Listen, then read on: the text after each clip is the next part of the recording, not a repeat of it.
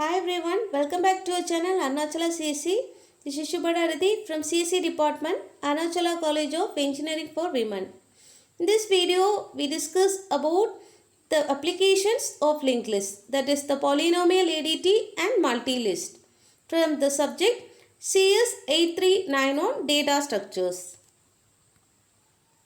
In this section, first we are discussing how a polynomial can be represented using a linked list. Before that, what is polynomial? Polynomials are expressions which contains many terms. Each term contains one coefficient value and one exponent value. These terms are represented by using linked list. Here each term is referred as one node in linked list. Here each node contains three fields.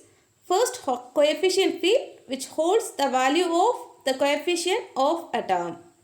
Second, exponent field which holds the power value of a term. And the last link field which holds the address of new node. Here the linked list is used to represent and manipulate the polynomial operations such as addition, subtraction, division and multiplication. Now let's see an example how a polynomial can be represented using a linked list. Here we are having two polynomials. First one 5x power 4 plus 6x power 3 plus 7. Second one 2x power 3 minus 7x power 2 plus 3x. So now we see how can we represent these two polynomials by using linked list. Here the first field which is denoting the coefficient and second field which is denoting the exponent and the third field which is denoting the next field which will be containing the address of next node. So this first polynomial, first term is 5x power 4. Here the coefficient value is 5. So it is stored in coefficient field of first node. And the power value 4, so it is stored in exponent field of first node. Then the next pointer point to the next node. Next node we store the coefficient and power values of second term, that is 6x power 3. Here the coefficient value 6 and exponent value 3. Then the last term 7x power 0. So the coefficient value 7 and exponent value 0. Like this we represent the second polynomial. First term 2x power 3. So here we store 2 and 3. Second term minus 7x power 2. So the value minus 7 comma 2. And third term 3x power 1. So we are storing 3 and 1. This is the last node. So we set the next pointer as the null pointer.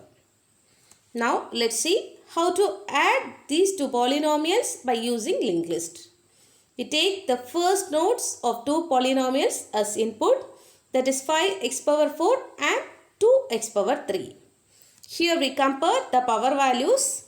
If the power values are equal, then we add the corresponding coefficient values and store the result into the first node of new list. If the power values are not equal, then we take the node which is having greater power value. In this example, first polynomial having the greater power value. So here 5 and 4 is stored in the output list. Then here the pointer of first node is moved to the next node, that is second node. Then we compare the second node of polynomial 1 and the first node of polynomial 2. Here the power values are equal. So we add the corresponding coefficient values, that is 6 plus 2 equal to 8. We store 8 as the coefficient field and 3 as the exponent field of output node. Now the two pointer values are moved to the next node. Likewise, we move the pointer until next pointer is equal to null. That is the end of the list. In this way, the polynomials can be represented and manipulated using a linked list. Next, we move on to the implementation part. First, we see the node declaration. Here, each node contains 3 parts. First field, we store the coefficient value. Here, data type integer. Second field, we store the power value. This is also the integer data type. Third field is next pointer, which is used to store the address of next node. Next, we see the routine for polynomial addition. The return type void and my function name is polyadd. Here poly1, poly2 are input parameters and poly is output parameter. Next, we declare the variables ptr1 equal to poly1 and ptr2 equal to poly2 and ptr equal to poly. ptr equal to new node of. So now one new node got created by using new node function. Then here what is ptr, ptr1 and ptr2? It will be running through the polynomial linked list. These pointers will be running through the polynomial linked list. Now we check two conditions by while loop, that is poly1 of next not become null and poly2 of next not become null. These two conditions are true, then we compare the power values of polynomial 1 and polynomial 2. If the power value of polynomial 1 is greater than polynomial 2, then copy the coefficient and power value of polynomial 1 into output node. Now ptr1 will have the advancement, that is ptr1 equal to ptr1 of next. But on the other hand, if second polynomial is greater than the first polynomial, second polynomial's power value is greater than the first polynomial, then the exponent and coefficient value of second polynomials will be copied to output node and it will have the advancement and it will go to the next node. Otherwise, that means both the exponents are equal. We just add the coefficient values and store it into the output node. And also any one of the exponent value is copied to output node. Here ptr1 will have the advancement, it will go to the next node and ptr2 is also go to the next node. These steps are continued until two conditions of while loop has becomes false. That is either ptr1 of next equal to null or ptr2 of next equal to null, or both of them has become null at the same time. Then we go for the next step.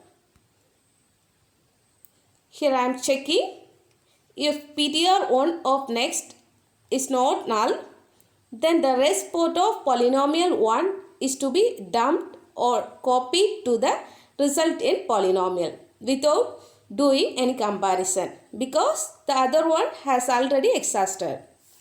So ptr or, I am taking another variable ptr or is equal to the current position of the ptr1.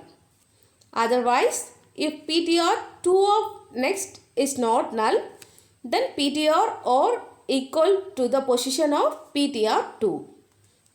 So ptr or is equal to either ptr1 or ptr2. Then I shall do the copy by using this while loop. Here the coefficient and power values of ptr or is copied to the output node and then ptr go to the next node. Here ptr or also go to the next node. It is go on doing this copy until ptr or of next has become null. So in this way the polynomial addition operation can be implemented by using linked list. Next, we move on to the second application, that is multi-list. Multi-list is used to maintain the complicated applications such as student registration in a university and employee involvement in different projects, etc.